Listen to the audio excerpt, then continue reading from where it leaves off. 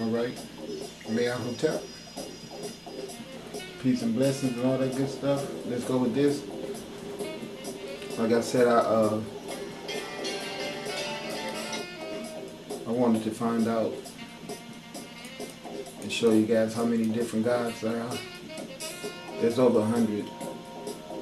You know, and it's been a while since I've been reading these books, at least 2 years, so I'm sure I probably made some mistakes in trying to identify some of these gods. The best way to do that is have a book, so you can refer to the book, because it's just so many.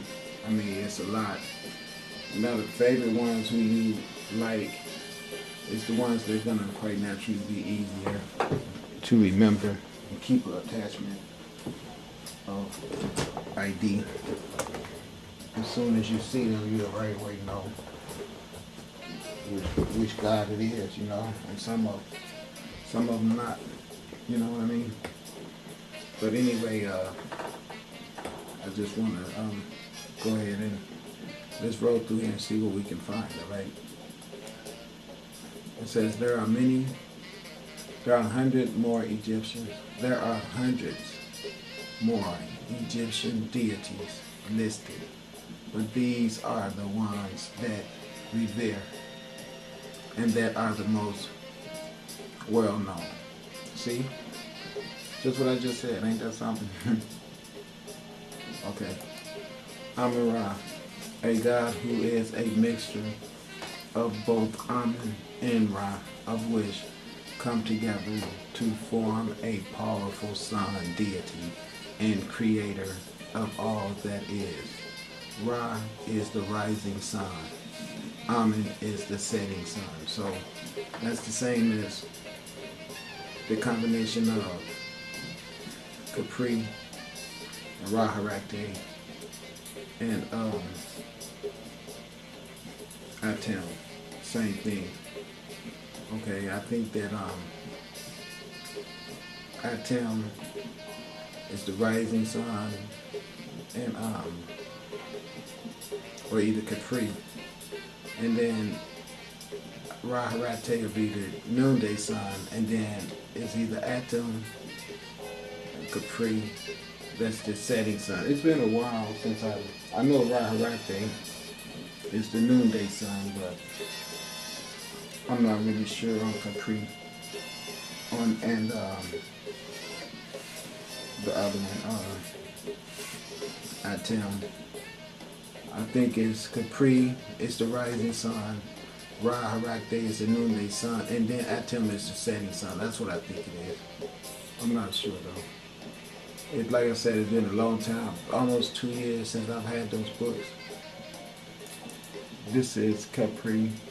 Oh, this is the scarab beetle, which is this is a representation of Capri, the Capri god, but this is in the form of the scarab beetle right here, and it's also called, what is that? It says Keper, and this is the god of the setting and rising sun. So it's both. It's the god of rebirth. Okay, so the god Capri is the god of the setting sun as well as the rising sun. So I was right both ways. But this is not the pictorial anthropomorphic representation of the god, which is a zoomorphic as well as an anthropomorphic representation, both together, because that particular god, Capri, has the body of a man, but he has the headgear of this beetle.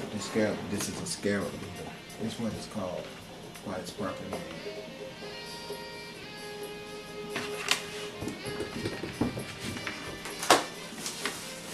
Okay. And the god Capri is a depiction of Asar. See, this is the god Ptah right here. Okay, this is Amun-Ra Ptah. Now, remember the guy we just saw back here? Right here, Amun-Ra.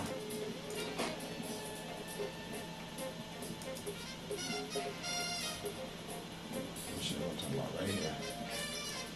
Okay, this guy right here, Amun-Ra. When I tell you that the sun has a different attribute of life force sustainment that it brings to the earth in conjunction with its positioning and relativity to the earth. Okay, the rising sun has a different attribute. The noonday sun has a different attribute. And each and every interval of space that the sun enters during this passage decides what type of energy source is available to the recipient of the sun rays. That's the reason why the sun has different personifications according to whether it's a rising sun or a noonday sun or a setting sun. And there was in the middle intervals of different names too. That's why there's so many.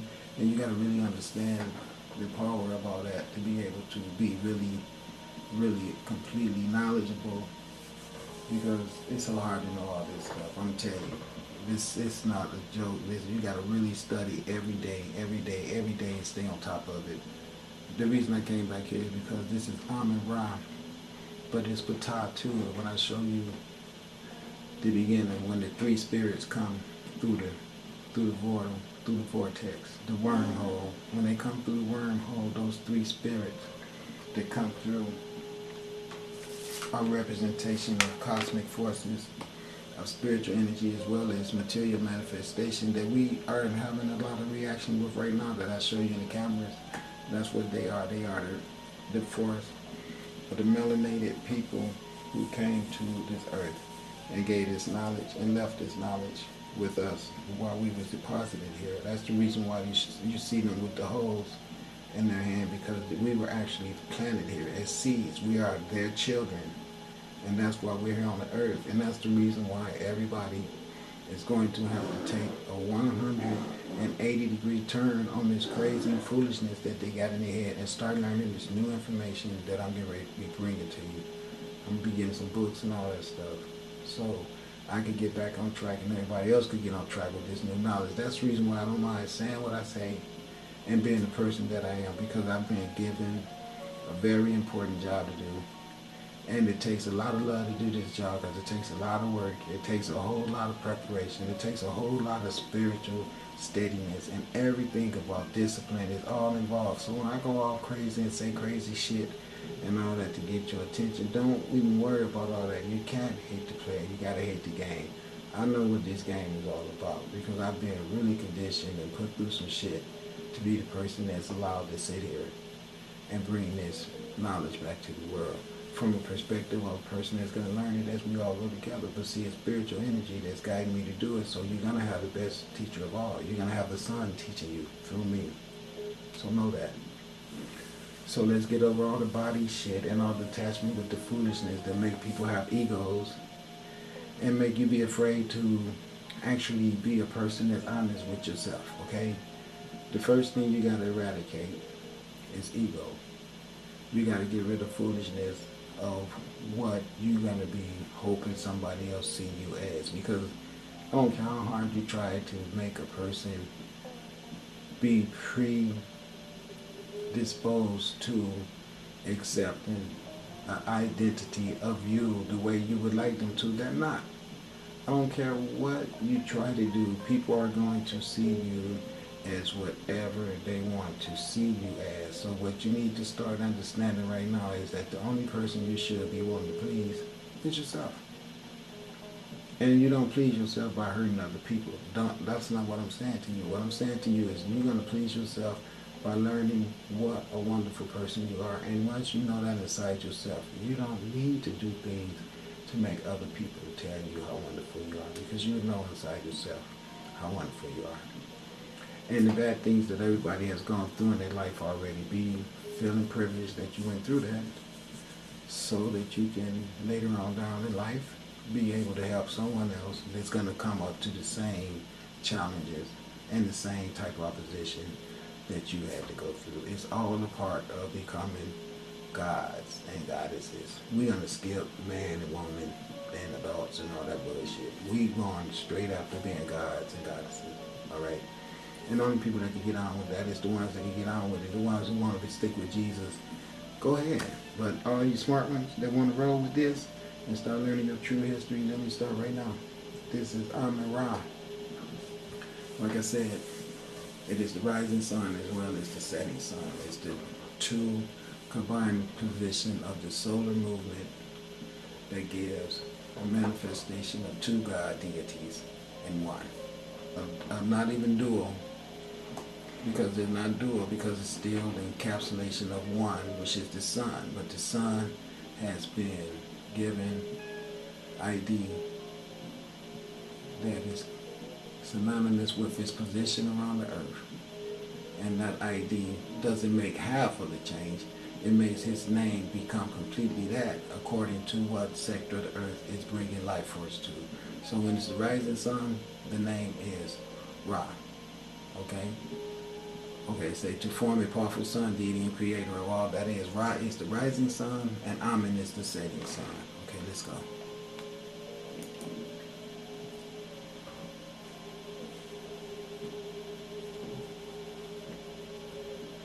This is Capri beetle. We went through that already. They call it the scarab beetle. Ptah, a creator god and god of craftsmanship.